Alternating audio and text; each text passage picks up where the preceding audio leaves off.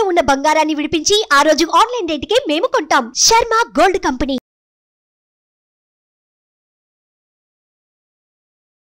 నమస్కారం, welcome to Suman TV. నేను గీతాంజలి. శ్రీమాత్రే నమః.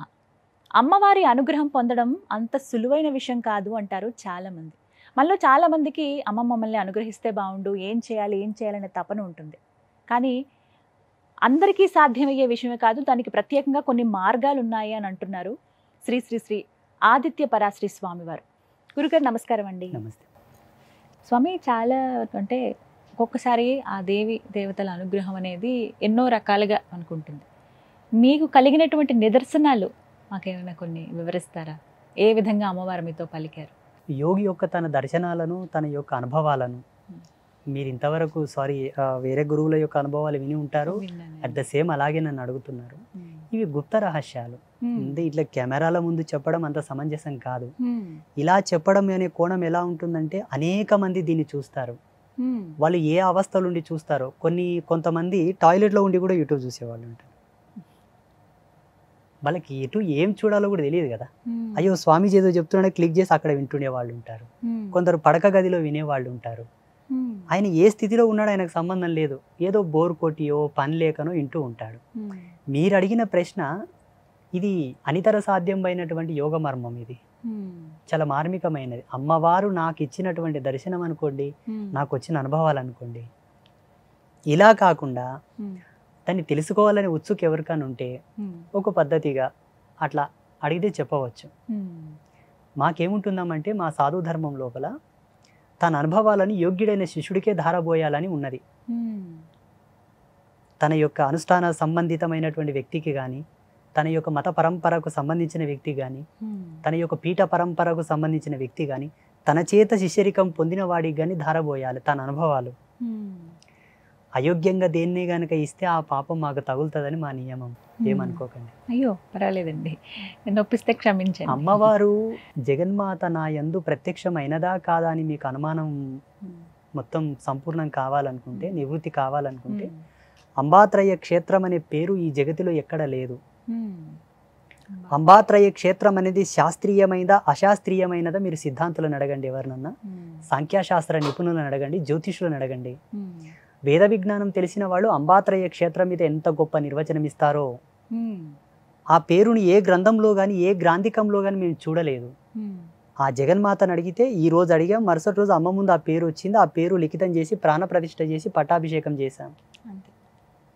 ఆ క్షేత్రంలో పేరు కానీ, అక్కడ స్థాపితమైన అమ్మవార్లు కానీ, అక్కడ ఒక రుద్రశూలం ఉంటుందమ్మా, చాలా అద్భుతం అది. ఆ రుద్రశూలం కానీ, 7 జీవనదుల జలాలతో ప్రాణప్రతిష్ఠ చేయబడ్డ కోనేరు, కూర్మాకారపు కోనేరు. మన పీఠంలో గోమాత కళ్యాణం చేస్తాం ప్రతి సంవత్సరం. అదొక అద్భుతం. అంబాత్రయ క్షేత్రంలో ప్రతిదీ అద్భుతమే. అక్కడ 3 అమ్మలు 3 కలర్లతో ఉంటారు. Black, yellow, red. Mahakali, Mahalakshmi, Mahasaraswati. ఈ 3 అమ్మల్లాగానే అక్కడ ఒక కుక్క ప్రసవించిన 3 కలర్లతో పుడతాయి. ఒక గోవు ప్రసవించిన 3 కలర్లతో పుడతాయి. ఒక పిల్లి ప్రసవించిన 3 కలర్లతో పుడతాయి. జగన్మాత నేను ఇక్కడ ప్రత్యక్షంగా ఉన్నానని ఆ జీవరాశుల మీద ఆవరణమై చూపిస్తూ ఉన్నది. అది మాకు ప్రత్యక్షమైనటువంటి దర్శనం. చాలా సంతోషం. మీరు ఈ మాట చెప్తున్న కొద్దీ ఇంకా చూడాలి, ఒకసారి రావాలి సత్యానికి అనిపిస్తోంది. ఖచ్చితంగా వస్తాము. వచ్చి ప్రేక్షకులు కూడా తెలియచేయాలి, చాలా మందికి తెలియాలి కూడా.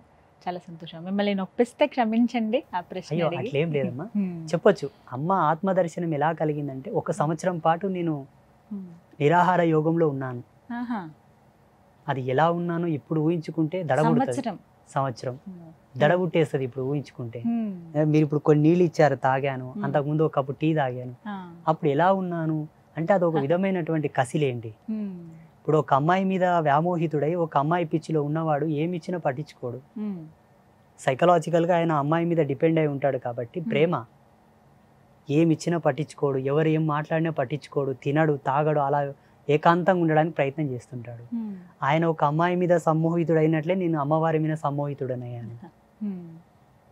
ఆ తల్లి మీద టోటల్ నా బాడీ, నా ఎనర్జీ, నా యొక్క థింకింగ్ అంతా కూడా ఆమె మీద విడిచిపెట్టాను కాబట్టి ఆ మత్తులో ఉండగలిగానేమో. అప్పుడు ఇప్పటికీ ఉంటాను, పెద్ద విషయం కాదు. వ్యావహారికంగా ఉన్నాను కాబట్టి ఇప్పుడున్న ధర్మాన్ని అనుసరించి ఏదో అంత తీసుకుంటాను. అలా ఉన్నప్పుడు సరిగ్గా సంవత్సరానికి 365 రోజుల తర్వాత ఏ ముహూర్తానికైతే ధ్యానంలో ఉన్నానో సరిగ్గా అదే ముహూర్తానికి ఒక అద్భుతమైన తేజస్సు నేను చూశాను. ఆ తేజస్సుతో నేను సంభాషించిన సంభాషణలు లోక కళ్యాణ కారకములు. నేనేం చేయాలో నాకు అవగతమైనది, నేను ఎలా ఉండాలో నాకు అవగతమైనది. ఆ వాక్కును అనుసరించి ఇప్పటి వరకు ఉన్నాను. నన్ను చాలా మంది అడుగుతారు, నువ్వు చీర కట్టుకున్నావని. ఇది చీర కాదు, ఏకవస్త్రం, కుట్టని బట్ట, మడిపంచనే. జగన్మాత యొక్క దీక్ష నియమావళిని అనుసరించి కుంకుమ కలర్ పంచె కట్టాలి కాబట్టి అరుణకాంతి, అరుణవర్ణం, ఎర్రవర్ణం. నా అలంకారము, నా శిఖాబంధనము అంతా కూడా అమ్మ యొక్క ప్రసాదితమే, అమ్మ యొక్క వాణి. అమ్మ చెప్పినట్టుగానే మీరున్నారు.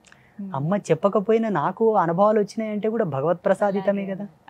ఒక వ్యక్తికి ఒక ఆలోచన వచ్చిందంటే జ్ఞానం ఎందే ఉత్పన్నం అవ్వాలి.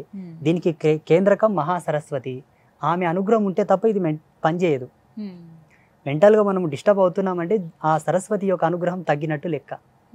సైకలాజికల్గా ఆయన పిచ్చి పిచ్చి చేష్టలు చేస్తున్నాడు అంటే తప్పకుండా సరస్వతి శక్తిపాతం చేసి ఆయన మంచిగా అవుతాడు.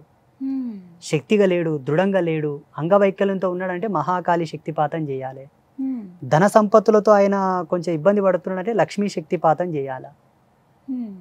ఈ 3 సమృద్ధిగా మనకు అంబాత్రయ క్షేత్రంలో దొరుకుతాయి. గురుగారు నమస్కారం, నా పేరు లక్ష్మీనారాయణ. నా చిన్నప్పటి నుంచి ఒక సందేహం ఉంది. ఆత్మ అంటే ఏంటి? ఆత్మలు ఎవరికి కనబడతాయి? ఆత్మలు అసలు ఉన్నాయా? ఆత్మ లేకపోతే మీరు నన్ను క్వశ్చన్ అడిగారు కదా, ఆత్మలు కనిపిస్తాయా లేదా? ఎవరికి కనబడుతున్నావు అంటే ఆత్మ కనబడుతున్నట్లే. కనబడతాయి. నువ్వు కళ్ళు మూసుకో, ఏం కనిపిస్తుంది? కళ్ళు మూసుకో, కళ్ళు మూసుకో, ఏం కనిపించింది? Totally black. కళ్ళు తెరిచిన ఈ ప్రపంచం నువ్వు చూస్తున్నావు, నిన్ను ప్రపంచం చూస్తున్నదంటే ఆత్మదర్శనమే. ఆత్మ ఒక ఫోకస్గా కనిపించాలి, ఒక షాడో లాగా కనిపించాలి, ఒక లైట్ లాగా కనిపించాలనుకుంటే దానికి ధ్యానం ఉండాలి. ధ్యాన బలం, మంత్రబలం. కొందరు మంత్ర సాధన బాగా చేసి ఉన్న వాళ్లకు ఆత్మలు కనిపిస్తాయి. కొందరికి జన్మతః వాళ్ళ యొక్క పుట్టిన గడియను బట్టి, ఆ ఎత్తిన జన్మను బట్టి కొందరికి సౌల్స్ కనిపిస్తుంటాయి, ఆత్మలు కనిపిస్తుంటాయి. కుక్కలకు, పిల్లులకు రోజు కనిపిస్తాయి. దౌర్భాగ్యం ఏంటంటే అవి మాట్లాడలేవు, అరుస్తుంటాయి ఊక పిచ్చి పిచ్చిగా. మనం అర్థం చేసుకోవాలి వాటి అరుపులని. నీకు ఆత్మను చూడాలనుందా? చూడాలనుందా? ఒక సాధన ఉంటుంది అమ్మవారి, శ్మశానకాళి సాధన. యోగ్యుడైన గురువుని ఆశ్రయించి ఆ సాధన తీసుకున్నామంటే 61 రోజులు చేస్తే నీతోనికి వచ్చి మాట్లాడతాయి. మాట్లాడిన తర్వాత కంట్రోల్ కూడా చేయగలగాలి. మరి ఇప్పుడు నన్ను క్వశ్చన్ అడగనికనే తడబడుతున్నావు నువ్వు. ఆత్మ ఎంత భీకరంగా ఉంటుందో. అది ఆత్మలు కనబడతాయా, ఆత్మలు ఉన్నాయా నా క్వశ్చనే పిచ్చి క్వశ్చన్. ఆత్మ లేకపోతే మనం ఎక్కడి నుంచి ఉన్నాం ఇంతమందిని?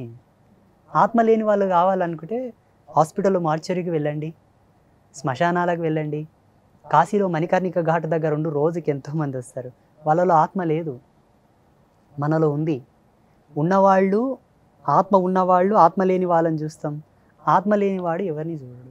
సుమన్ టీవీలో మీ పర్సనల్ అండ్ బిజినెస్ ప్రమోషన్స్ కోసం కింది నెంబర్కి కాంటాక్ట్ చేయండి.